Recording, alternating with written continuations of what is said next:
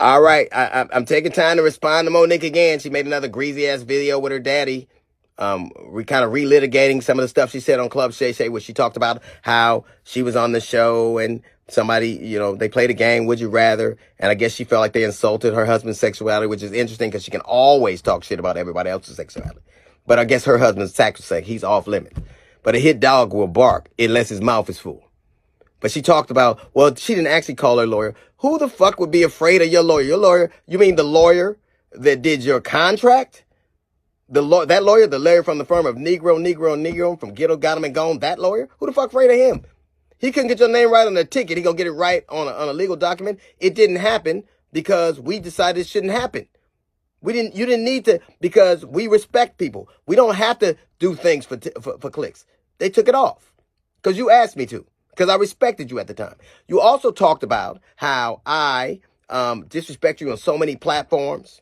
But you have this impeccable memory where you can tell to the degree, well, who did what to you and why and what happened, where you were. But you can't pull up one time on any platform that I said anything about you at all, because you know you're lying. You got that piece of paper and that big ass memory, but you can't pull one up.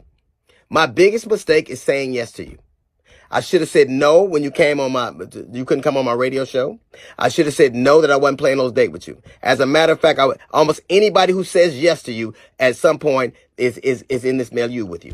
Almost anybody. So I would suggest anybody out there, you can say yes to drugs, but say no to Monique. You talked about how my children, families are uplifted. They weren't when you were running across Vegas. The stage in Detroit. They weren't when you talking shit on social media. When you got your ass whipped and your tickets dropped, then they became off limits.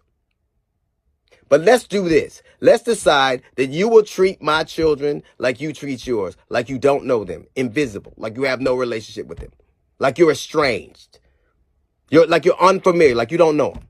You also intimated that I was a coward. You know what I'd never do? I would never let my woman take care of me.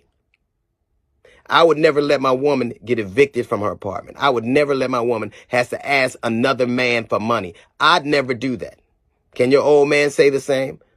He loves you. Of course, he got to say that. You claim him on your taxes. He's a dependent. He's sitting there with you right now. And everything. Because it ain't like he does anything else. But you never address the salient point. I said that if you spent as much time writing your Netflix special as you did arguing about getting it, it wouldn't have been trash. It was. I didn't say it. I defy anybody out there. Stop listening to me. Watch it. Read the reviews. Read the reviews. You begged for something. You made valid points that women are underpaid, that they're not valued. That's absolutely right. So you would think that when you got a chance to do something that you would argue for, you'd be up for the challenge, but you shit the bed because you never are ready for it, because all you ever do is complain about what you don't have. You're never ready for the moment because you're always living in the past. I said it. If you spend half of your time doing as opposed to talking about who didn't do for you and what they did for you, you'd be a lot further along. You wouldn't be evicted. You wouldn't be working for your man. You wouldn't be asking other comics for money. So you got all the ingredients. Take that piece of paper that you're running down the list with, and that pen that you got, and that daddy sitting next to you, and do what you can't do what you never do. Write a fucking joke.